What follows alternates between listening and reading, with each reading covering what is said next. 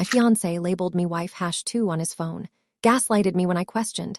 Then I discovered his wife #1 voice memos and ended the engagement to reclaim my life. I never thought a contact name could feel like a shard of glass in my chest. My name's Emily Carter. I'm 29, and I live in Seattle, Washington. It's late evening, and I'm curled on the couch in my Capitol Hill apartment, half wrapped in a throw blanket, scrolling through my messages to see if Alex has texted me about our weekend plans. He's been traveling for work the past few days, and I've been looking forward to hearing his voice.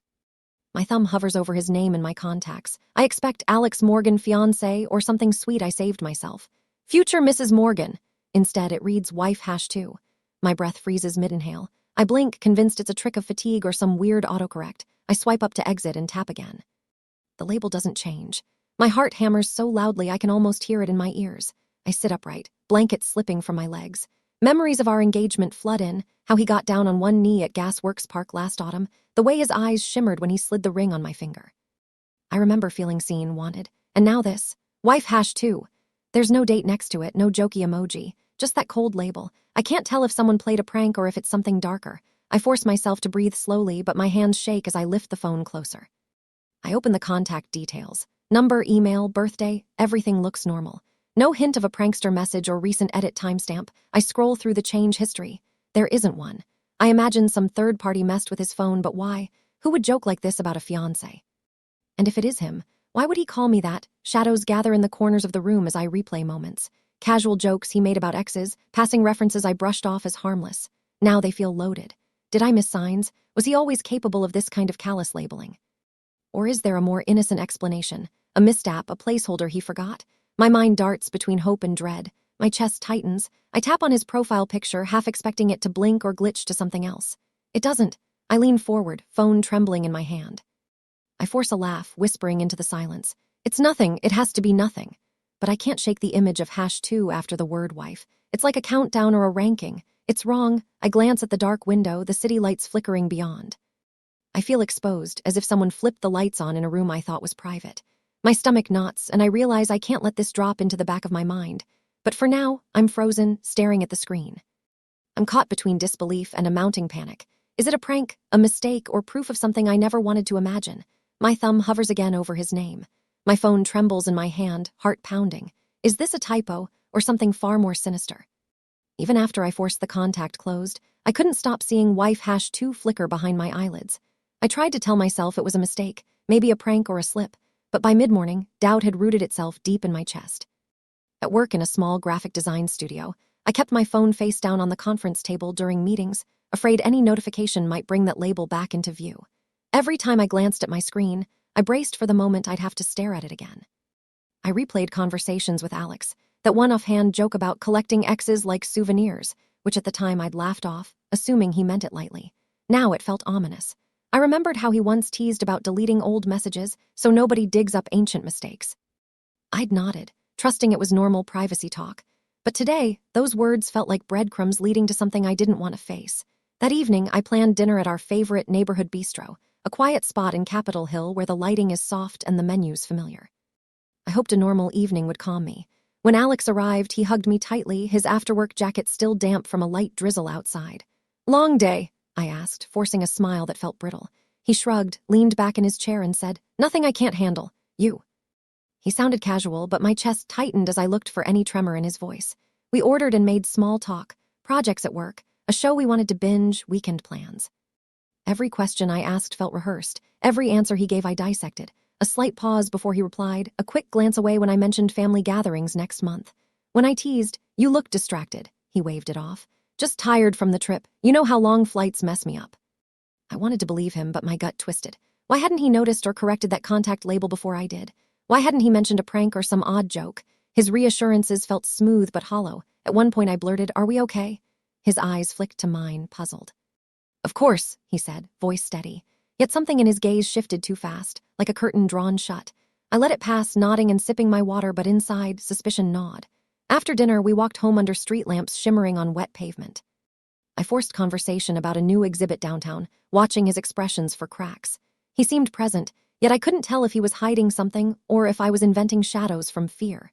Back in my apartment, I washed dishes mechanically while he unpacked his bag. I kept stealing glances at him, heart thudding. He gave me a quick kiss and said softly, "Go to bed early, Em. You look worn out." I nodded, climbing into bed while he read on the couch. Sleep felt impossible. I lay on my back, staring at the ceiling, replaying every detail. His hesitations, his diverted glances, the ease with which he dismissed my worries earlier. Was I overreacting, or was there something real I couldn't ignore? The room felt too quiet, my mind too loud. I closed my eyes, but the doubt churned, louder than my heartbeat. Tomorrow I'd have to decide whether to push further or let it go, and I wasn't sure which terrified me more. I shouldn't have opened his phone, but I did it anyway, heart pounding as I waited for Alex to leave the apartment for his morning run. In the living room's dim light, I watched him lace his sneakers, unaware I was watching, oblivious to my resolve.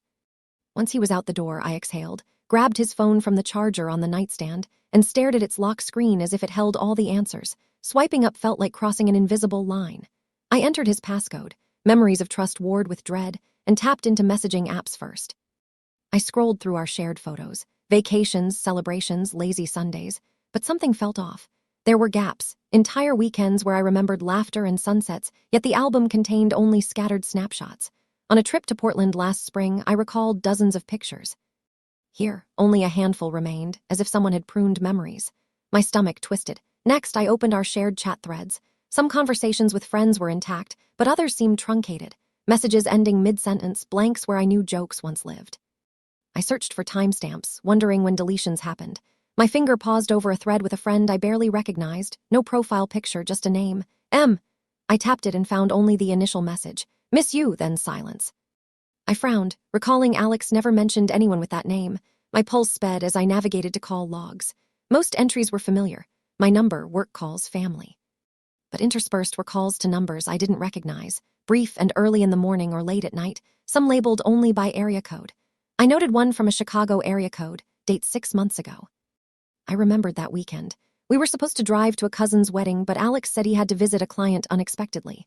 I'd shrugged it off then. Now it felt like a lie. I hesitated before checking voicemail. Was that too far? But the ache of not knowing pushed me. I tapped his voicemail icon and found a message with no name. I played it, a muffled voice saying something about wife #1 and laughter, then click. My breath caught. I replayed it, straining to be sure I heard correctly. Can't believe she still doesn't know I call her that. Wife #1. The recording ended abruptly. My hand shook and I dropped the phone onto the couch, guilt and vindication colliding. I sank against the cushions, mind racing. This felt like betrayal incarnate. Yet a voice in my head whispered about boundaries. Invading his privacy was wrong. But the pain of ignorance felt worse. How could I live with unanswered questions? I reopened the phone and backed up. Maybe I misheard, maybe the file was older, misfiled. But the timestamp on the voicemail showed it was from months before we got engaged. A chill ran through me. He'd known me long enough to update or delete such a message. Why leave it? I scrolled through social media on his phone next. I searched tags of our trips. Images I expected to find were missing. On his profile, tags from friends' posts occasionally showed he'd been tagged in outings I never knew about, brunches, hikes, no mention to me. I felt the walls closing in. Had he built a parallel life I glimpsed only in fragments? Each deleted photo, each erased chat, each unknown call deepened the unease gnawing at me. My mind spun through scenarios. Innocent forgetfulness or deliberate concealment. Every boundary I respected before now felt like a luxury I couldn't afford. I told myself to stop, to breathe, but curiosity, fear, propelled me onward. I found a hidden folder in his cloud storage, locked behind his fingerprint but accessible since I'd unlocked his phone.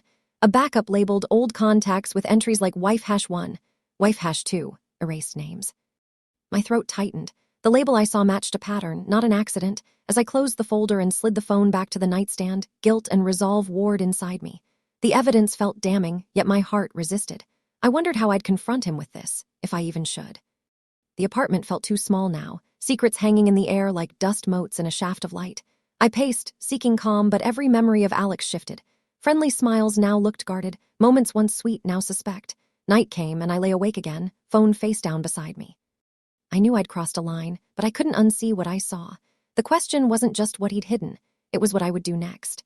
My thumb hovered over his contact entry in my own phone, the image of wife #2 flashing behind my closed eyelids. I clutched the sheets, breath shallow, and realized I was past denial. I had to decide. Confront him now with everything I'd uncovered, or keep digging until I found the full story. Either path felt terrifying, and I knew sleep wouldn't come until I chose. I told myself I'd stay calm tonight, but as I set the small candles on the coffee table, my hands trembled more than I expected. I'd asked Alex to come over early, said I wanted a quiet evening, no distractions, just us. Now the apartment feels both familiar and loaded, like the walls are waiting for what I'm about to say. He arrives, slipping off his shoes by the door. I stay seated on the couch, phone discarded out of sight. "Hey," he says, dropping into the chair opposite me. His voice is casual, but I notice the faint tension in his shoulders. I force a gentle smile. "Hey, I thought we could talk tonight about something that's been on my mind." I keep my tone light, though my heart hammers. He nods and folds his hands in his lap. I take a breath. "I saw something on your phone a while back, your contact label for me." He blinks, brow lifting. "What do you mean?" I hold his gaze, careful not to sound accusatory. "The label that read wife #2. His eyes flick away for a moment. I press on. "I want to understand. Was it a joke or something else?" He leans back, crossing an arm. "That was a stupid prank from months ago," he says quickly. "Some friend thought it was funny. I must have forgotten to change it." He shrugs, as if that settles it. I feel the tension coil tighter. I try to sound curious, not confrontational. "Why would it stay there until now? Before I saw it, did it ever bother you?" He shifts, gaze darting to the window. "I didn't think about it. Honestly, I was busy with work and life." He forces a laugh. My chest tightens. "But you saw it and never mentioned it," I ask softly. He frowns. "I guess I didn't realize how it looked. I didn't think it was a big deal." His tone feels defensive. I recall the missing messages, the gaps. I decide to press gently but firmly. "I've noticed other things, some deleted messages and odd gaps in photos. Do you have an explanation?" He hesitates, jaw clenching. "I clear out old stuff sometimes. I value privacy. I delete things that seem unnecessary." He smiles, but it doesn't reach his eyes. I feel anger rising. "Deleting photos of trips we took, conversations we shared?" My voice trembles. He leans forward. You're overthinking. You've been stressed lately. I'm not hiding anything from you. I love you." He reaches toward me, but I pull back slightly. "Love doesn't erase the label wife #2 or delete entire weekends from our history. Why would you let that stand?" Silence stretches. He glances away, then back, eyes narrowing. "I'm not perfect. I make jokes. I clear clutter. But you need to trust me." I swallow hard, caught between wanting to believe him and trusting my gut that something's off. He stands and crosses to the window. I stay seated, phone heavy on my lap. The room feels charged, our silence louder than words. I realize this explanation still feels hollow, but pushing further risks a fight I'm not sure I can win tonight. He turns back to me, expression unreadable. I open my mouth to ask one more question, but the words feel heavy. Instead, I sit in the quiet, realizing I have to decide how far to go, how much of this I'll accept or challenge. The candle flickers between us, and I know the real test is still ahead. My chest tightened before I even answered the call, but I picked up anyway. "Hey." His voice was smooth, casual, but I heard the distance beneath it. He said he'd been thinking about last night. "I never meant to upset you," he murmured, and I felt the familiar tug of relief, but it was laced with something sour. He went on. "I get that you saw that contact name, and I'm sorry you felt hurt. But you've been stressed lately. I'd never do anything to hurt you intentionally." The words sounded caring, but I felt myself shrinking, parsing every syllable for hidden blame. "I understand," I said quietly. Even though I didn't throughout the day, his reassurances echoed in my mind. I tried to focus on work, but the echo twisted. Was I really overreacting? At lunch, I met Jenna and Mark at our usual cafe. They exchanged worried glances when I arrived. "You okay?" Jenna asked gently. I forced a smile. "Fine, just tired." But they'd seen the dark circles under my eyes, noticed the way I flinched at my phone buzzing. Over coffee, I spoke around the truth, dropping hints about communication issues, watching their faces. Mark frowned. "He sounds defensive," he said. Jenna added, "Sometimes charm can hide things, but also you know yourself. Trust your gut, Em." Their words comforted and unnerved me. Was my gut right, or was I letting fear spiral? That evening, Alex texted, "Can we talk?" When I saw his name, my stomach clenched. I met him at the apartment, and he launched into apologies again. "I hate that I made you feel insecure." He spoke as though my feelings were the problem, not the label or the deleted messages I'd discovered. When I tried to bring up specifics, like the gaps in photos, he waved them off as trivial. "You know how I am about cleaning up my phone? You do it too." His tone was gentle but firm, folding my concerns into my own supposed insecurities. I felt a flicker of anger. He was minimizing what I'd seen, but also guilt that I'd even mentioned it. Late that night, I lay awake, replaying the conversation. He'd called me paranoid, was I? My mind whipped between guilt for invading his privacy and fury for being dismissed. Whenever I tried to confide in friends, I worried I'd sound unstable. Yet every time I looked at my phone, anxiety surged. I tried journaling to sort my thoughts, but words tangled into doubts. Was I imagining patterns? Or was he gaslighting me into questioning my sanity? The thought made my skin crawl. A few days later, he invited me to dinner with mutual friends. Their small talk felt loaded. I watched Alex charm everyone, but I noticed the way he subtly steered topics away from relationships or phones. After dinner, when we walked home, he slipped his hand into mine and whispered, "I love you." I wanted to believe him desperately, but my heart recoiled at the echo of wife#2. I squeezed his hand back, but inside I felt hollow. He seemed oblivious to my turmoil, or so he claimed. I wondered if he was that skilled at hiding, or if I was losing my grip on reality. That night, as I stared at the ceiling, I felt both trapped and determined. The lines between my fears and facts blurred, but something inside me insisted I needed clarity. I couldn't keep riding this wave of doubt and guilt. I knew I had to find undeniable proof or let it go entirely, and either choice terrified me. Tomorrow I'd decide how far to push, but sleep remained out of reach. My mind churned. Was I tilting at shadows, or was the real reckoning still to come? My hands trembled before I even unlocked his cloud account, but I forced myself to keep going. It was late afternoon. He'd left for a business dinner. I'd told myself this time I needed facts, not whispers in my mind. In his shared cloud storage, I'd already seen an old contacts folder, but I hadn't dared click further until now. The screen's glow felt too bright in the dim room as I navigated deeper. A file named Voice Memos Backup 2019 caught my eye. My heart pounded. 2019 was before he and I met, but I needed to know. I tapped it open, scrolling through clipped file names until one read Weekend Chat Alex Josh. I hesitated, recalling a vague comment Alex once made about joking with a friend named Josh. I clicked play. At first, laughter and muffled chatter, then Alex's voice, light, casual. "Yeah, I told her she's doing great, but she's wife number 1 in my book," he said, chuckling. Another voice replied, "Do you still call her that?" Alex laughed again. "Every time I think of the next, it's wife#2. Keeps things consistent." My vision blurred as I replayed it, needing to be sure. Wife number 1, clear as daylight. The recording ended abruptly, my throat tightened. I replayed it, same words. The date stamped 2019, months before our engagement. I sank to the floor, phone pressed to my ear, guilt and betrayal colliding. He'd treated someone else exactly as he'd labeled me, but this wasn't limited to wife#2. It was a pattern. I scrolled more, finding a screenshot he'd saved from a group chat, a message from Josh saying, "When's wife#3 arriving?" And Alex replying, "Soon, got my eye on the next." My stomach knotted. He'd numbered partners like trophies. I closed the files, blinking through tears and anger. My mind raced back to every uneasy moment. Deleted photos, missing messages, his dismissals.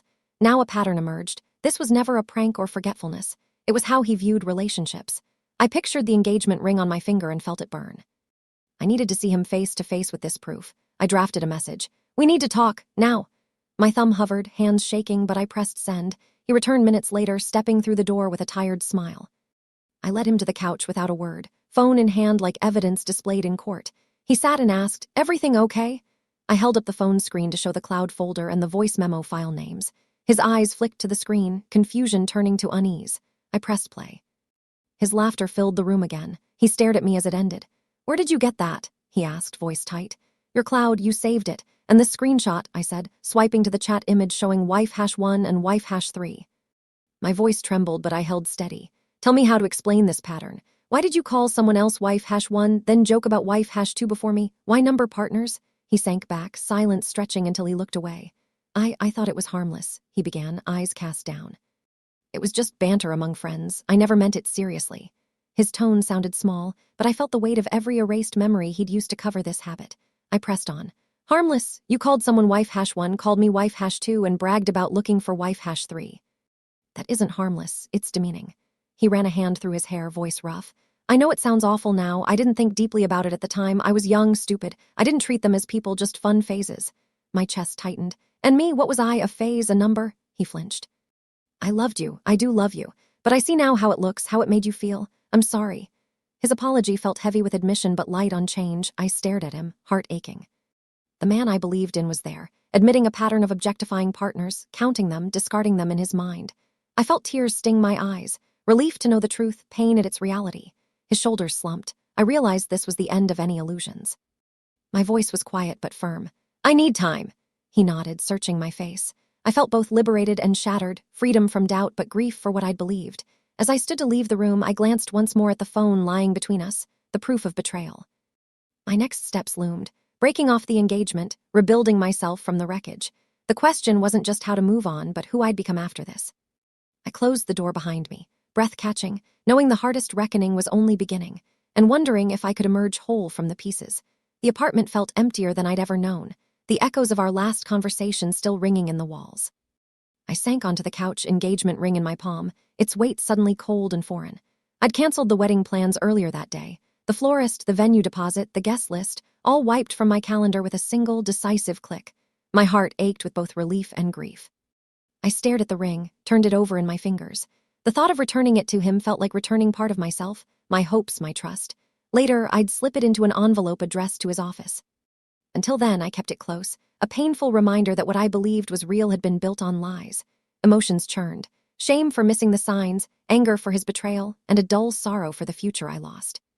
Yet beneath it all, a small flame of determination flickered. I would not let this define me. That evening, I called my friend Jenna, voice trembling as I said I needed to talk. She invited me over with gentle urgency. When I arrived, her living room was warm, lit by soft lamps and the scent of chamomile tea.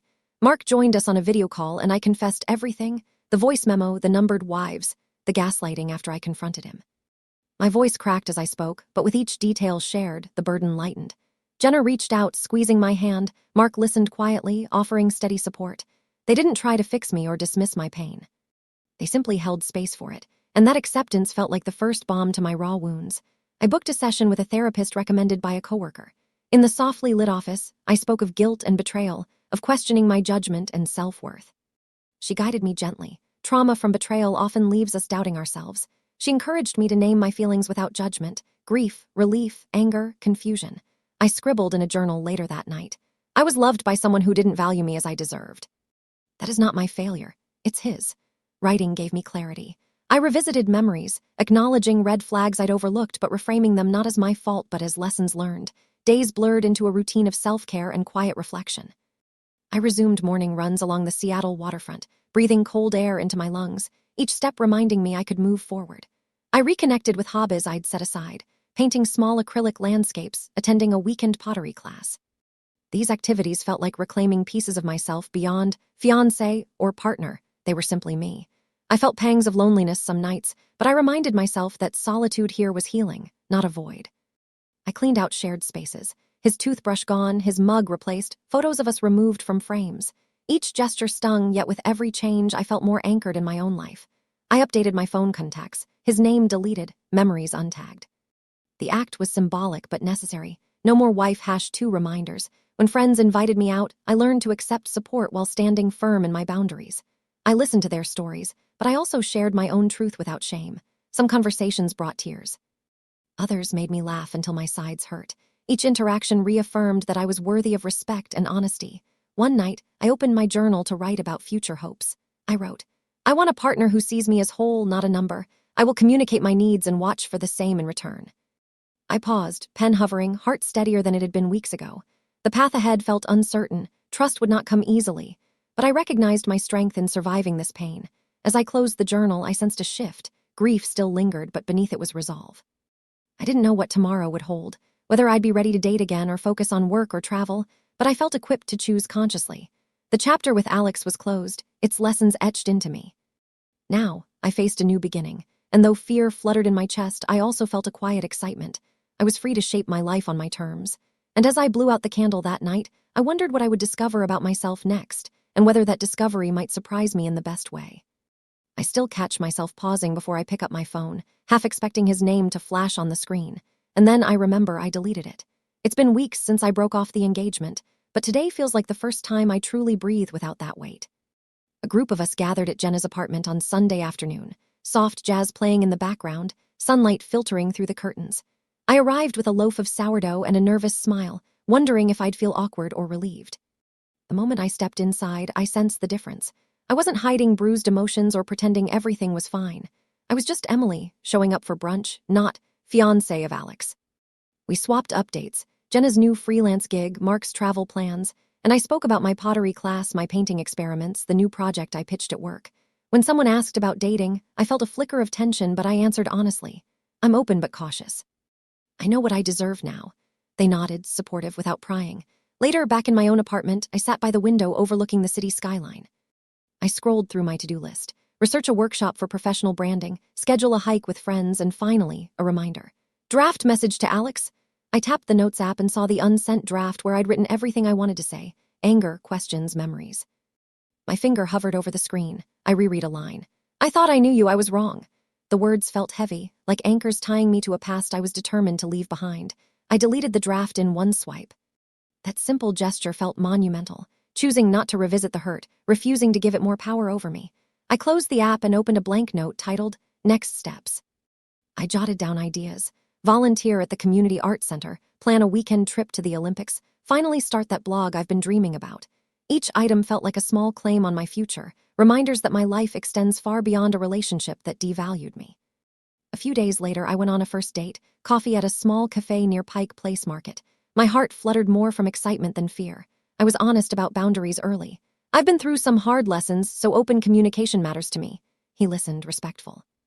No wife, jokes, or mysterious gaps, just two people talking about favorite books and weird travel tales. When I left, I felt a mix of hope and calm. I could date again without losing myself. At night, I journaled. I'm not defined by what he did, but by how I choose to move forward. I remembered the version of me who trembled over a contact label. Now, I'm the one who deletes drafts and crafts new plans. Sometimes grief resurfaces, like a wave catching me off guard. But I meet it with compassion. That was part of my story, but not its end. Tonight, as I sit here, I realize the apartment feels more mine than ever. No lingering reminders of him. His coffee mug gone, photos replaced by my own art pieces. The skyline outside reminds me that the world is wide, possibilities countless. I close my laptop after typing tomorrow, volunteer sign up, and exhale. The future isn't a neat path, but I'm ready to walk it on my terms. I know I'll carry lessons from the past, vigilance about respect, clarity about labels, trust in my instincts. But I also carry something new, a sense of freedom I never expected. I hit save on my journal entry and watch as the page turns blank for the next chapter. I don't know exactly what comes next, and maybe that's the point. As I blow out the lamp beside me, I feel an edge of excitement. This story is still unfolding, and I get to write it.